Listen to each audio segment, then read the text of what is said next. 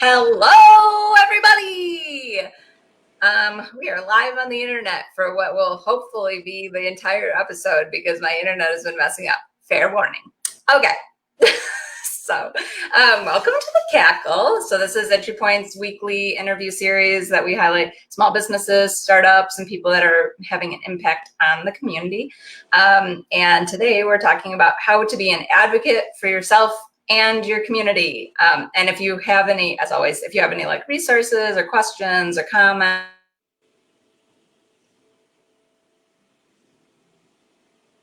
Oh, Em, I think you went out. Her internet's been acting up today, so I will just talk for a minute and we'll just see if she jumps back on. My name's Carrie Jones, and I am Senior Advisor to Mayor Mike Duggan with the City of Detroit. And have been involved in politics for most of my career in some way, shape, or form. I started by answering phones for Senator Stabenow when she was running for Senate in 1999, and have worked for Senator Levin, Senator Stabenow, and Governor Granholm, and now Mayor Duggan, and have also worked at the state and the Michigan Film Office. I'm just talking, Em. See, this is why it was good that Carrie's on, and then I could warn her. My internet's terrible, so you might have to interview yourself. I know, I did. I was You made it like 5 seconds. Like, what the heck? I was just giving my own introduction. And, you know, Emily and I work together at the Michigan Venture Capital Association as well. So, yes. And I will tell everyone, if you ever have a chance to work for or with Carrie Jones, and probably everyone will watch this will be like, agreed. You just say yes. Don't ask any other questions. Say yes. And then every day you work with her, pray that it will continue forever. I don't pray. So she left me in the cold. I was like, she was like, you haven't prayed hard enough for this. Goodbye. I should do less jokes when my internet is working, and so that then when it stops working, then I'll be like, oh shoot, I didn't ask any questions. But yeah. Okay, thank you so much for joining. Did you say that you work for the city of Detroit? Yes. Okay, good. We're all caught up then. Yeah. So Carrie's really good because I feel like you have like a really good overall perspective on politics, and you kind of worked in different portions of like either with advocacy groups or with local municipalities or state, and then also with like other states, just like through your work with the state of Michigan, that I feel like you have like a good perspective and generally try to see things like pretty objectively of like what's good for people and versus like along just because you were told to say something or whatever. So that's why I thought it would be really good, as we're all kind of steeped in politics, the perfect day for this, since it's the day. I know. I think you sent me a calendar invite, and I picked like the you know, because I never like talking publicly or seeing my face on the interwebs. But I think I picked the date that was farthest out. Yeah. It'll give me time. It'll get my like COVID skin to clear up, and you know, all these things. But yeah, you COVID skin to clear up. That's really funny. So you know, it just so happens that the day we picked is the day after, you know, after the debate, the presidential debate, and you know, kind of while we're in the thick of elections and you know, all things government. So I think it's a great time to have a conversation about, you know, how you get involved, how you are an advocate for yourself, how you're an advocate for your community. And I, you know, somebody one time said to me, and it sort of annoyed me at the time, but you know, we get the leaders we choose. And I was like, this is not, you know, this is not who I chose. And this was a number of years ago. But I think that, you know, as a nation, as a community, we do get the leaders that we collectively choose. And so I think we all have an opportunity and a responsibility to be a part of that choice. Yeah. And I think a lot of times government and politics feels either too distant to people, or it feels like, you know, their voice isn't going to matter. But in reality, every citizen can make an impact. Yeah. So. So one question I had for you, which I did run by her before I hit the live button, just so people don't think I'm a jerk, is so I didn't watch the debate last night because I felt like I had my mind made up and I was like, it's just gonna kind of annoy me and like it's gonna be like I'm not gonna enjoy like being like, oh, I wonder what they think. Like I wonder what this person thinks about this or whatever. And so like, but then I wondered like afterwards, I'm like, is kind of just being like la la la la la like a fine strategy, or should I watch and just even though it annoyed me, maybe there was like something I should be like learning and participating in the whole process or something like that. Like, do you feel like for people who have their minds totally made up and are kind of like on the opposite sides, like that there is value in watching these things, or is it kind of just like I think that the debate last night sort of stands in a class all its own. like, how are you going to say being as diplomatic as possible. And I think, that generally, I think debates are a really important part of the process. I mean, especially for people who are undecided, hearing how, especially, at a local level, like, hearing how different candidates feel about issues that are going to impact your community. So if you're living in a city where, there's a lot of different philosophies on development, hearing where the different candidates stand on those things, I think is really important, especially if it's done in a respectful way where rules are followed and people have an opportunity to speak. I think it can be a really useful tool. I just read this morning that the first, sort of presidential debate was in 1960, or the first televised presidential debate. Yeah, when the television was invented, the Kennedys ruined it for everyone. I know. Some face got up there, then politics just changed forever. Everyone was like, I would really like an attractive president. Before people didn't even know what they looked like other than some grainy newspaper thing. I'm like, right. So yeah, I mean, I think that generally debates are a good thing. I think it's great for people to have, and I mean, these days, I would be shocked if somebody went into that debate last night as an undecided voter and came out having any kind of like revelation on who they were going to support one way or the other. I think that, most people probably who tuned in aren't undecided at this point, but I think that in other kinds of races, like it can be a really important way to learn about, different people's stances on things. Yeah, that is interesting. So I'll be like, it's a pandemic. There's like a lot of things going on. And so then I'll pass on this one. This will be one thing. I just watched Teen Mom and that's all. So, okay, my first actual question though.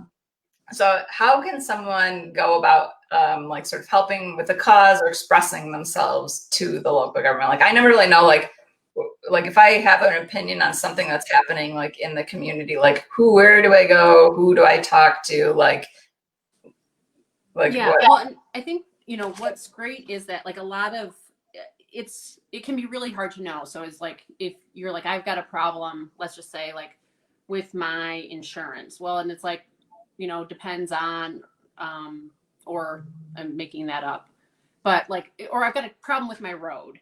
And so you don't know really where to go. Like you've got you've got a pothole or you've got this, but most of the time, if you call, you just start calling like who call your city council person, call your state rep, call your state senator, call your congressperson, and they will help direct you where to go. And so I think that it's a lot of times people say like, oh, I don't want to call my city council person because this, I don't know if this is a city issue or a state issue or a federal issue or whatever it is. But, more often than not, I mean, folks are just really want to be helpful and point you in the right direction. So I think that people should never be afraid. These are your state reps, state senators, all your city council, all your elected officials are people that you've hired to do a job. And so, they are there to support your community, set a plan for your community, and help you. So I think that people should always really feel like that they can reach out to those people because they hired them. Yeah. And, I think that, again, like people are more often than not really willing and want to be helpful. Do you think like calling is the best way, or do people like just email, or does it not really matter?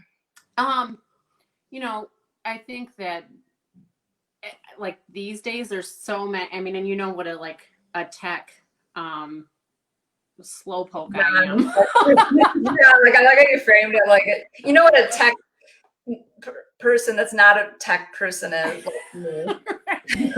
Somebody who wishes that they still had an answering machine. Person I am. But I think I know that the governor's office is set up to take inquiries. I think by text, by Facebook Messenger, by Twitter, by Insta, by email, by phone. So I think that there's like a lot of ways to engage. In our office too. I mean, we engage with people through Facebook, through Twitter, all of these different things. So I think that there's a lot of ways. Yeah. So really anyway, it's just like good. And then I was going to ask like just even generationally, or like, are there different avenues that people should kind of try to engage, like the younger generation or the older generation, or people have busy schedule, or people have lots of time to dedicate, of like how they can go like about kind of like supporting a particular cause that's happening?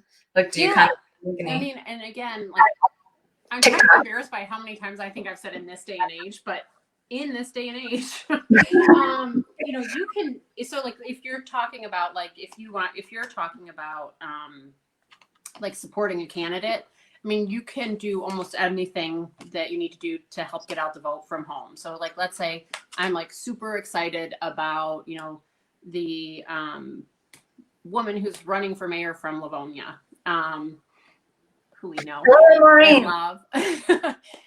If she was running right now, I could be at home and I could make phone calls to my friends. I could call my community members. I could call, all kinds of folks on her behalf. You can send emails, you can send text messages.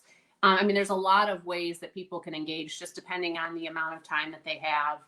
And, how, so like if I've got 10 minutes, there's 10 minutes worth of things that I can do to get people out to vote. I can tell people where their polling places is, all that kind of stuff. So I think where there's a desire to be engaged, there's a way to engage people. And, so for folks who might be retired and have a little bit more time, they can maybe take on, a bigger call list, or, whatever it is. And then, if you've got less time, you can do it differently and based on sort of how you communicate. If all you do is text people, then you can text people, so I think that's one of the great things, the way that technology has really changed the way we communicate with people in politics. Still going door to door and talking to people face to face is a great way, but at this time, that's not something we can do. So we have so many means to be able to do that. So that's like, if people want to be engaged politically, like in the process of electing a leader. In the mix. Yes. But then if people want to be engaged in their government and want to be engaged in, taking an active role in the work that the city, state, county is doing, there's a lot of ways to do that. So the city of Detroit has a really extensive volunteer program, Serve Detroit. And, we work with corporations and individuals and community groups on a number of projects, from like Halloween in the D to Motor City Makeover to our expungement fairs to, all different kinds of things. So people can look to their local governments too to see what opportunities there are to plug in and be helpful. And then another way is to serve on a board or a commission. The city of Detroit has a number of boards and commissions that citizens apply to be a part of, and so does the state. So I looked at the state's website this morning, and there's hundreds of boards. Hundreds. Like for what? For everything from the I'm gonna go get myself a board seat. Yeah, I know. Let's see. So I just so happened to have it open, but there's like the Board of Architects, the Blue Ribbon Panel on State Parks and Outdoor Recreation, the Board of Barber Examiners, the 21st Century Infrastructure Commission, So 21st Century Education Commission. They can go on the website and they just see the openings, and then they can just click on them and apply. So it's Michigan.gov, Office of the Governor, and people can just apply. I think they upload their resume and answer some questions, and I mean that's a great way to to volunteer your time and to get engaged. Yeah.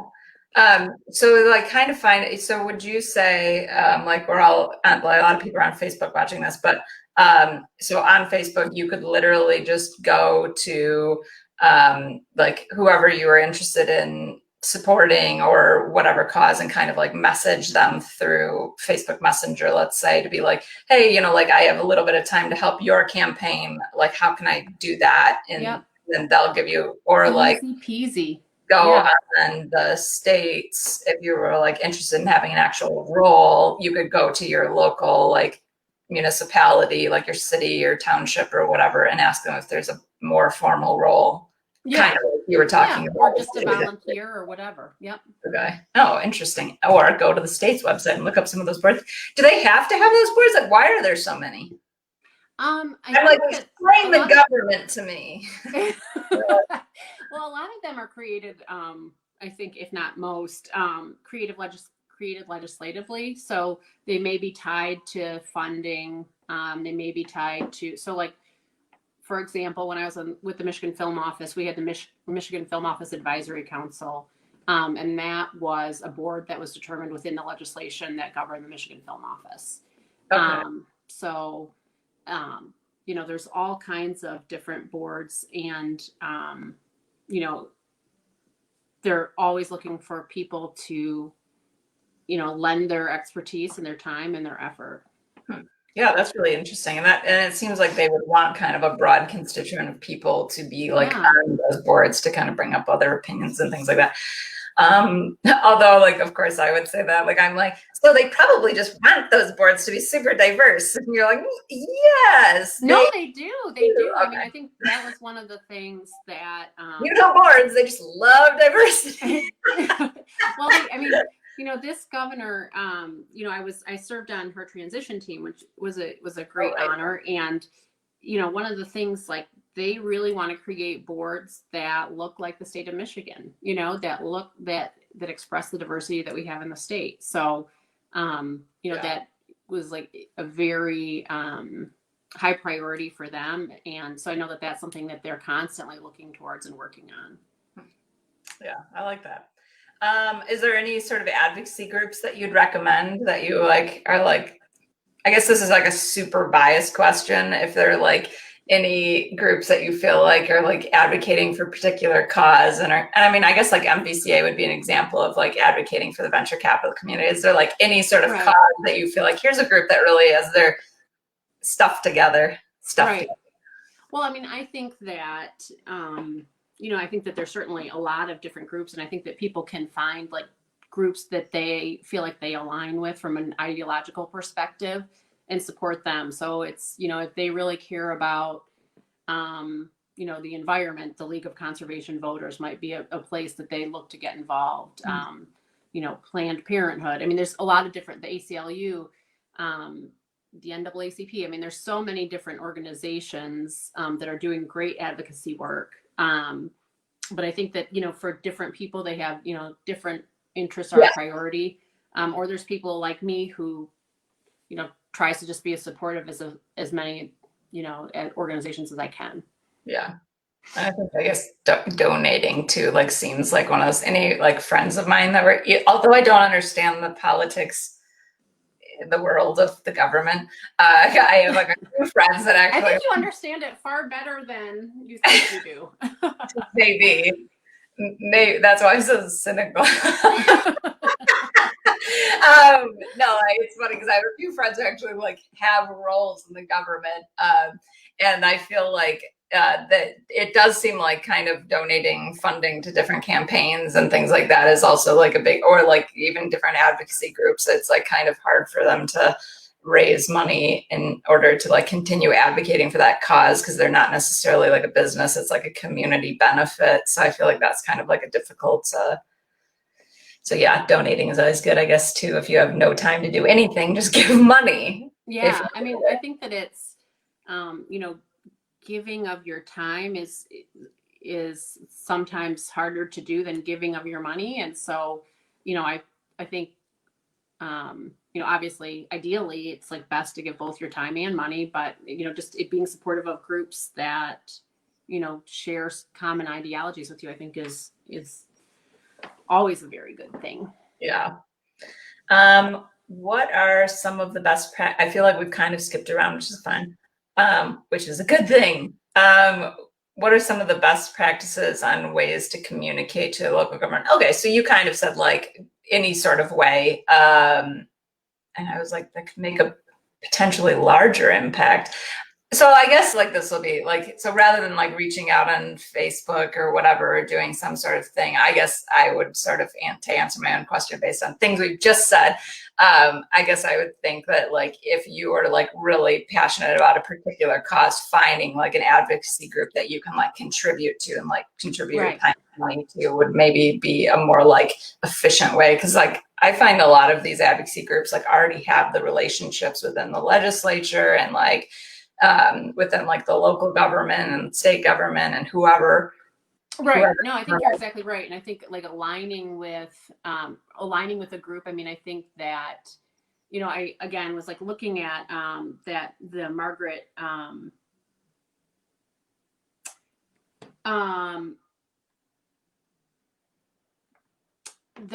Mead quote that's like, you know, never doubt that a committed group of citizens can make a difference in this world. Indeed, it's the only thing that ever has. And so I think that, you know, when people come together and work together, you know, that's how change happens. And I totally misquoted that quote. And I was like looking down at my phone to see if I still had it up, and I didn't. But, you know, I think that like working together, we're stronger. And, you know, if folks have laid the groundwork and have the relationships, it's, you know, it's that much more efficient and smooth and things like that. Yeah. And then for like people like me who like, I'd just be like, the government, hello, I'm here. And people would be like, shh, don't just scare them. Like we have a coordinated process if we're talking to them.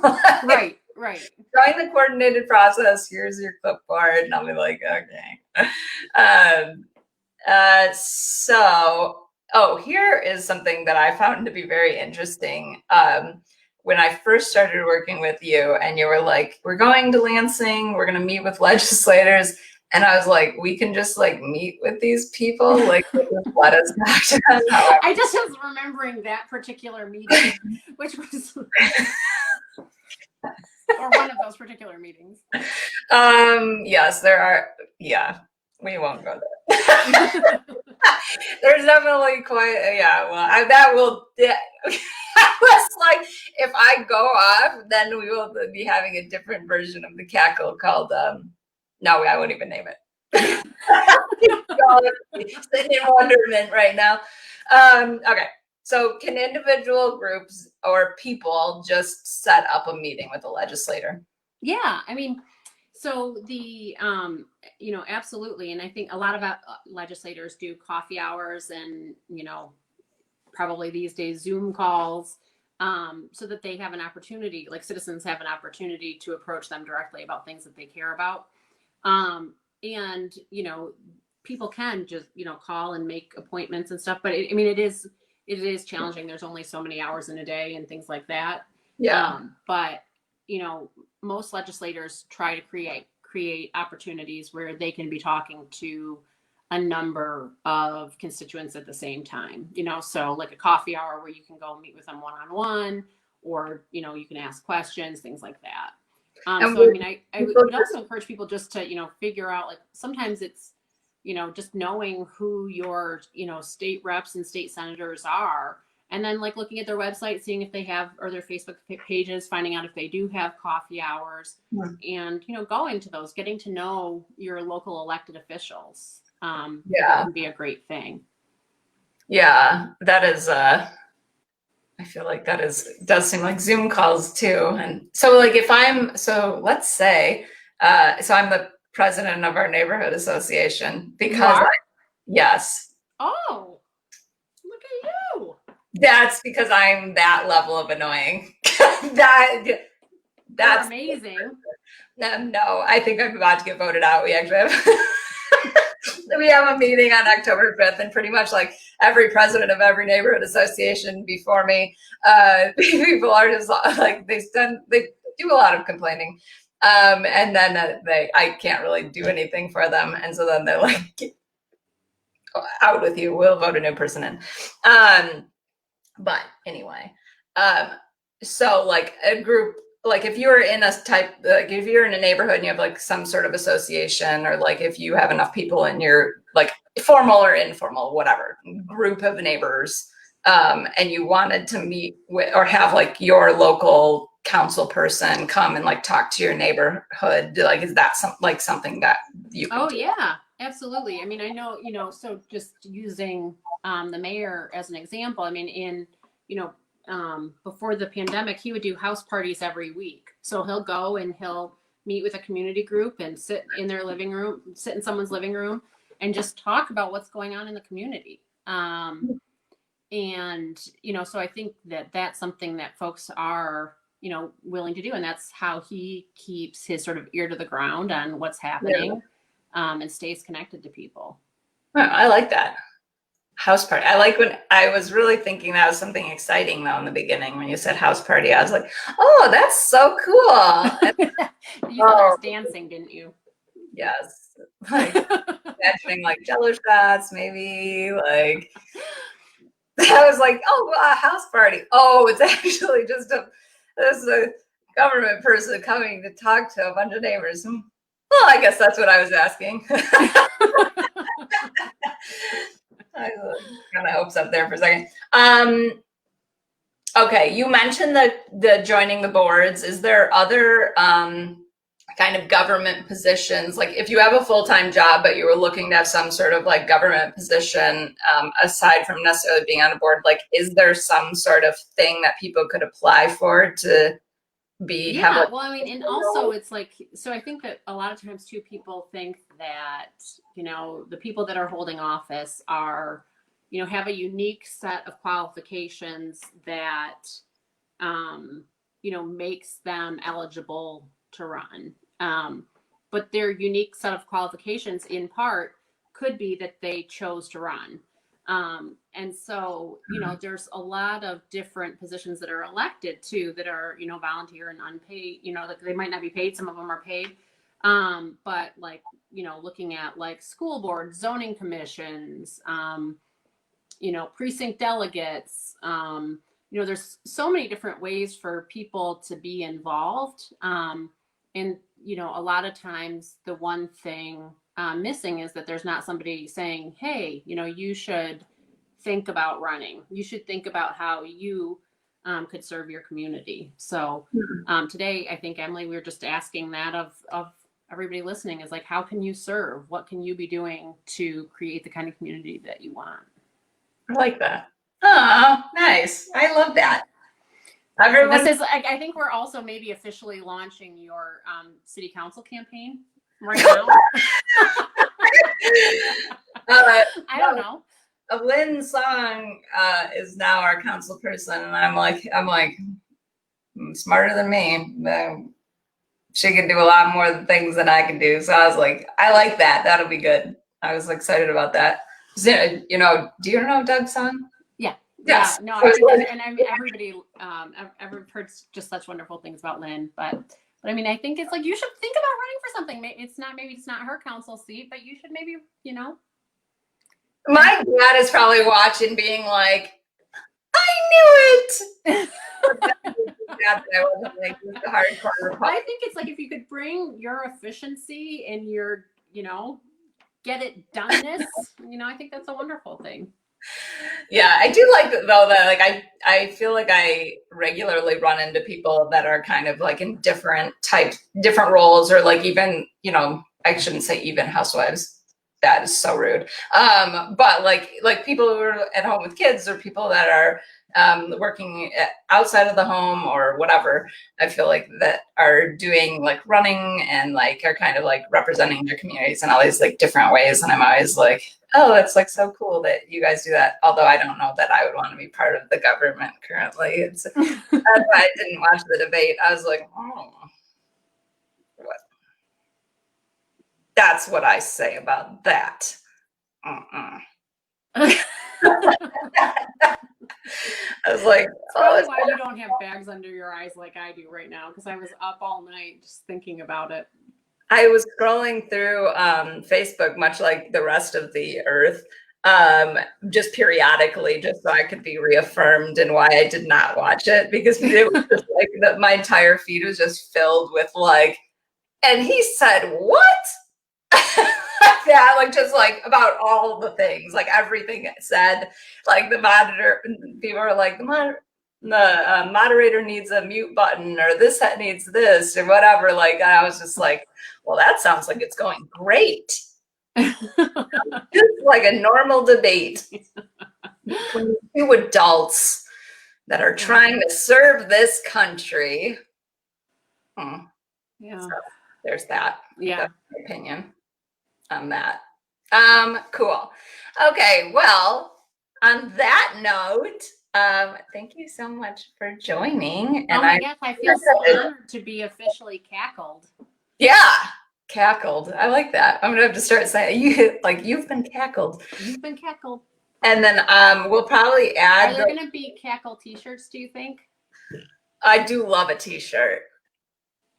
Probably when we make more money. It's like, so while you guys are feeling like donating to all these campaigns, feel free to throw some money in the mailbox this direction. For your very own cackled t-shirt. Yeah. And then we'll probably put the link to that state board thing, the comments, and then a few other like resources for people. And then if anybody has like kind of a group that they like an advocacy group that they work with, that they're like, oh, this is a really awesome group that you could be involved in if you care about this topic or whatever, like whichever topic. I'll also delete them if I feel like they're terrible. But feel free to throw those in the comments.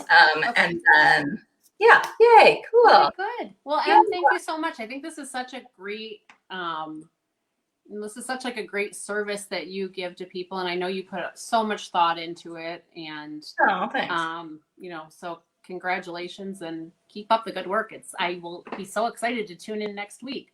Yay. Okay, cool. I will see you soon. Okay, see you. Thanks, Sam. Okay, bye.